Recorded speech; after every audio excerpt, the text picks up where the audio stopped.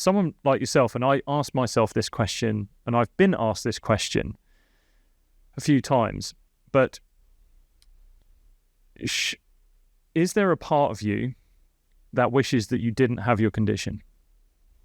It's so funny. It's like the age-old question for you with disabilities is like, if you could take a pill that would like get rid of your disability, like take it. And like, I think often people say no. And there's certainly a time in my life, I remember when I was young, I would definitely have taken that pill. 100%. You know, I hated my disability. I shied away from it. I remember I used to look, it's super weird. I used to look at like my friends who were doing sport. I used to look at their left legs and be like, I wish I had that. I wish I could swap. I wish I could, you know, have your leg on my body so that I could walk, I could run, I could not be in pain every night. And yeah, you know, I used to hate it. If I was to be 100% honest with you now and say, would I take that pill right now? I think I know the answer is no.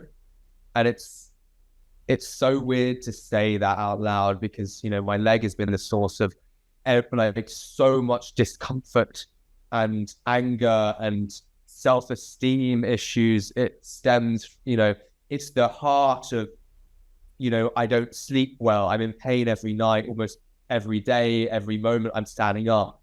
You know, it's cost me so much, in my opinion. I've had to sacrifice my whole childhood from having operations, having recovery, to having physio, to having, you know, all these treatments on it, and sleeping in a cast every night, and, you know, waking up in tears because it was so painful as a young kid. Self-esteem issues. I look at myself and I hate the way I look. I remember seeing for the first time, I used to hide my crutches, lie about it because I hated the way I was. I hated my disability. And it's the foundation of so much negativity within my life.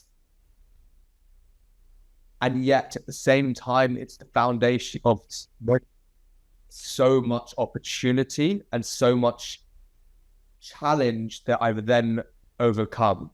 And for me, it represents that. And I was, you know, having gone to the Paralympics and represented my country. And for me, that was the pinnacle of overcoming my disability and taking the opportunities that I've been dealt.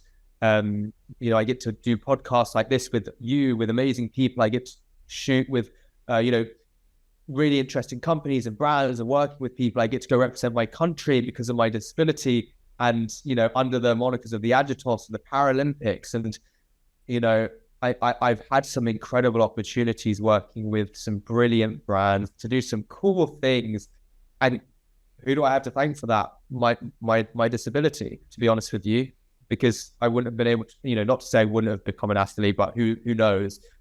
But the reason I have all these opportunities and I've overcome so much, and I feel like I have a strength today that I don't know what I would have had, you know, it's hypothetical, but the strength that I do have today that I can attribute to my disability. And so for a huge part of me that hated myself and so many aspects of my life, my disability when I was growing up, I have it now so much to thank for who I've become and for the journey and the experiences that I've had.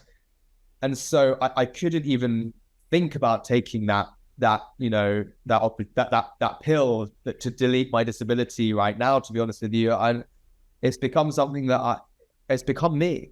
You know, it's like now when I hear that question, I don't separate my disability, and I hear, you know, would you kill a part of yourself? Like, and actually, you know what? I couldn't do that, because as much as there are parts of myself that are imperfect, I think I need work on, I'm bad at, and, you know, maybe I'm a bit, whatever it might be, there are parts that need work, parts of me that are unwhole, that you know, I'm incomplete, and damaged and scarred in certain ways. They are parts of me. And I think linking back to what we spoke about with masculinity is about accepting those things, accepting yourself, and being at peace with oneself, and not, I guess, wishing for anything else. So yeah, I wouldn't change a thing.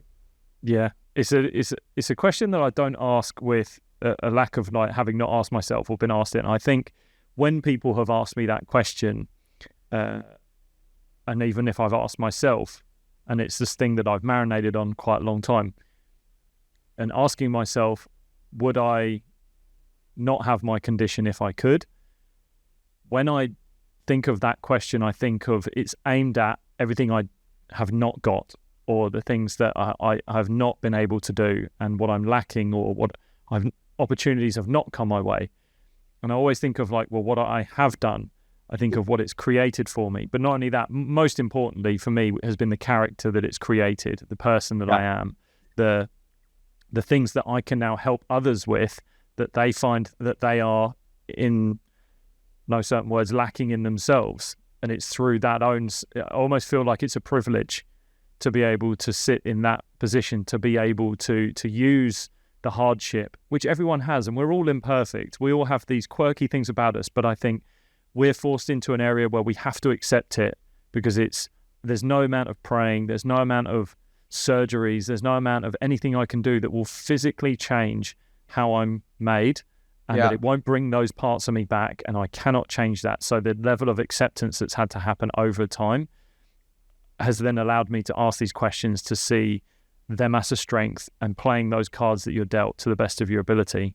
Hey, if you've enjoyed that video, then you can click right here to watch the full unedited version of that episode. Also, don't forget to subscribe to this channel by clicking the button below.